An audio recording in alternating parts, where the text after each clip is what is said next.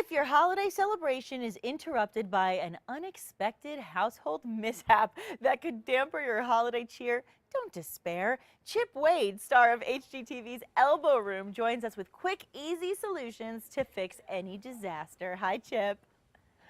Hi, how you doing, Nikki? I'm doing great, and over the holidays we see a lot of disasters happen. So what are some of the easy ways that I can prepare my house for guests in advance?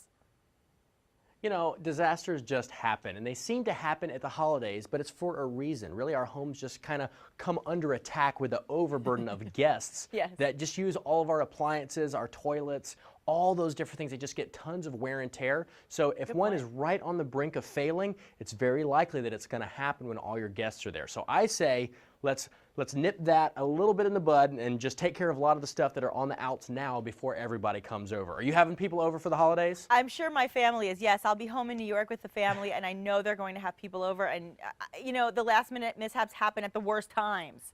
That's what happens. So I know, if we so you got to tell them this. Yeah, like, well, so, okay, so like you said, the toilet. What happens if the toilet overflows when everybody's there, or the fridge toilet breaks overflowing down? when you have people over is awful, right? It's The one of the most worst. embarrassing things that you can experience, right? So Yes. call your mom and dad, tell them you're on your way, tell them they need a new toilet, because you don't want to have an embarrassing situation. Right?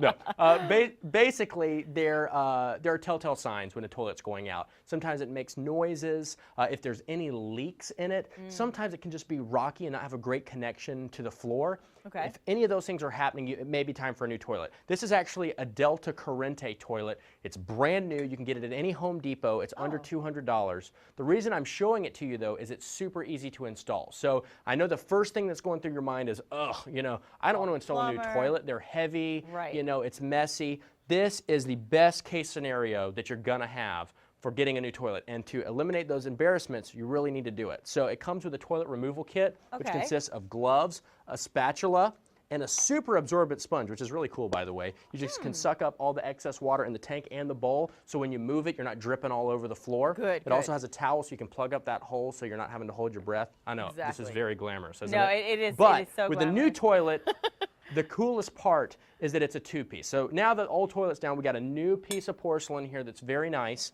Okay. The cool part is it's two-piece, and look at this. All the bolts, they don't go through the tank. They're connected to a pre-existing flange. So when you put it back on, you eliminate all the risks for leaks, Oh, which wow. is really cool. They also have the supply line already included. All these are typically a la carte items that everybody forgets and has to go back to the hardware store to get. Okay. The Corrente has all of it in there already.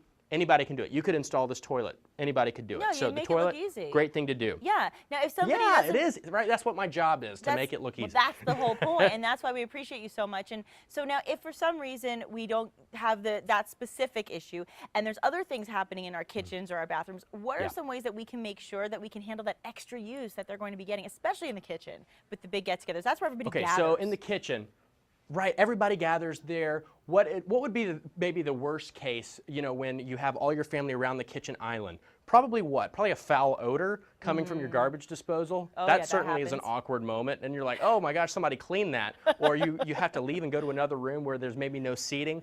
Clean out your garbage disposal before your family arrives, right? Because all that extra cooking, you're going to dump it down there. It's going to be loaded up. So to do that, you can get some ice out of your freezer, dump it down there. I know everybody probably knows that trick, but it's important to get all that stuff loose before you actually clean it. The cleaning comes with the baking soda and the white vinegar.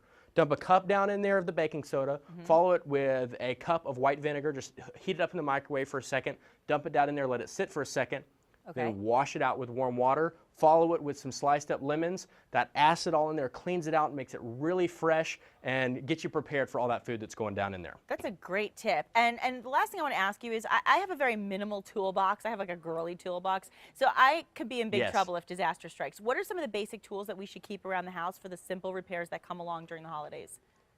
This is a great question. Everyone should have a minimal set of tools. Whether you're a girly girl that doesn't do anything, you know, mechanical, that's okay. You still can use a wrench. You still can use a screwdriver. This is my basic list of tools everyone needs. I really think everyone should have some type of cordless toolkit. It doesn't have to be a powerful one. It doesn't have to be an expensive one. You could probably get a set for $100, $200 that will do everything you need. You need the drill bits to accompany those. You need a great tape measure. You also need a hammer, and get a multi-tool. Sometimes a multi-tool like like a Leatherman or something, like a Swiss Army knife type thing that has all kinds of different things in it, Okay. will do 90% of what you need for just the main household repair items. So just get those things in your arsenal, Okay. put them in a small little bucket. Even if you never use them, you know you have them, so even if the stores are closed, you can fix anything that you need to fix. Great advice. And so there's going to be a lot more tips and more advice you can give people. Where can we go for more information? Actually, we've set up a page on Delta Faucet's Facebook page. That's where Okay. all these tips are, as well as a lot of other tips that just make it easy to prep yourself for the holidays, get you ready for all that company coming over. Some very normal things, some things that are a little bit more forward thinking with technology that's just out. You really need to check that out so you can get prepared. That's great. And Chip, while I still have you here, what tips do you have for adding storage so that my house isn't a total mess when guests stay over? Right, storage is just, you can't have too much storage. Right. This, without telling you how to make more storage, obviously built-ins, there's any number of ways that you can add more storage. Go look at inspirational websites. You can build things so easily out of anything. Plywood is your friend. You can make basically anything out of plywood and 1x2s to build in. But the biggest thing for you for storage is to be smart about how you build the storage, not exactly what the storage is. I always tell people to lay out what you want to store before you build the storage. Oh, Okay, that's so a if you're good in your point. closet and you have a certain amount of clothes or hanging clothes, set them out and physically measure them and build to what you're wanting to store. If you don't do that, you may not make it big enough or you may make it too big, and then you end up cluttering it up because you have space and you just throw things there. So kind of having everything to have a place, not too much space, but just enough is really the way to keep your house clean, orderly, and neat without you having to try too hard. Great advice. And the more storage space we have, the more elbow room we have too. Thanks, Chip. You got it. Happy holidays to you. Thank you so much. Have a great one. You too. And we'll be right back.